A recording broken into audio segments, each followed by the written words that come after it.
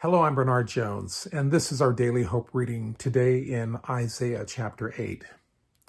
There is a wonderful old song. The first verse reads, "Turn your eyes upon Jesus, look full in his wonderful face, and the things of earth will grow strangely dim in the light of his glory and grace." In Isaiah 8, centuries before the birth of Jesus the Messiah, God is reminding his followers in the southern kingdom of Judah to stick to the basics. Judah, led by King Ahaz, is under threat of attack from the north by an alliance of Israel, the northern kingdom, and the kingdom of Aram, which is Syria. The nation Judah is in a crisis. The Lord declares through the prophet Isaiah that before long, both of these threatening kingdoms will be destroyed by a greater kingdom from the east, Assyria.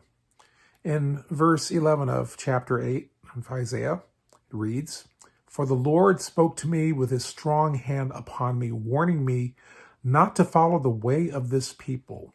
He said, 'Do not call conspiracy everything that these people call conspiracy. Do not fear what they fear, and do not dread it. The Lord Almighty is the one you are to regard as holy. He is the one you are to fear. He is the one you are to dread. And he will be a sanctuary. But for both houses of Israel, he will be a stone that causes men to stumble, and a rock that causes them to fall. And for the people of Jerusalem, he will be a trap and a snare." In our world, there is so much legitimate fear, so much uncertainty, plague and pestilence all around us, with inflation threatening to rear its ugly head. We don't know if we'll have enough money to meet our needs. And just when you thought our society couldn't get any worse, then you see even more depth of depravity and lawlessness. So many national and global issues. And God does not say that there is nothing of concern. God just reminds his people to stick to the basics. The Lord Almighty is the one you are to regard as holy. What we are not, the Lord Almighty is. He is altogether set apart. He is divine in nature, perfect. He is free from moral evil.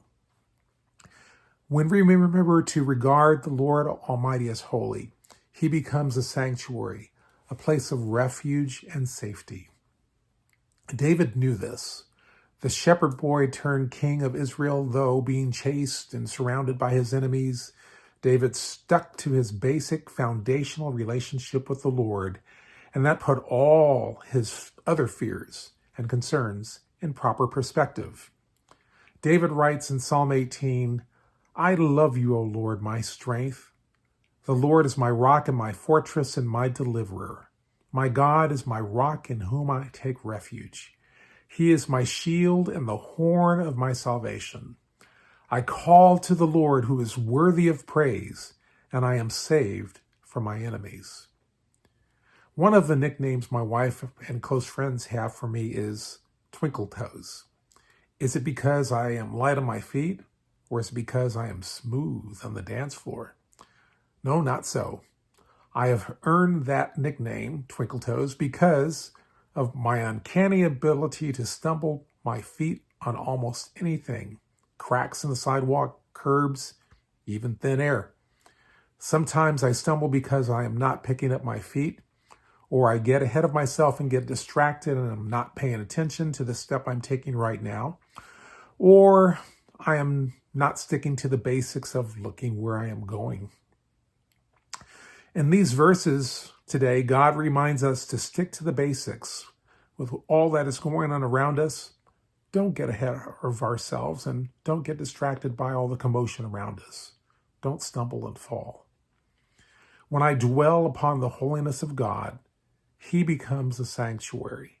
It doesn't matter what conspiracies man can come up with. God and his love is greater than any conspiracy. It doesn't matter how dark the world becomes, because in God's light, we see light. At the time of Jesus' earthly ministry, the Jews were looking for the Messiah, but were stumbled by the Messiah right in front of them. Looking around, but not up, they saw Jesus as a menace, not the Messiah. My prayer today is that in the face of your cares, your trials and concerns, today you would turn your eyes upon Jesus. You would look in his wonderful face, and the things of earth will grow strangely dim in the light of his glory and grace. Amen. Please join us on campus this Sunday at 8:45 a.m., 10:45 a.m., or 6 p.m., or online. And may God richly bless you.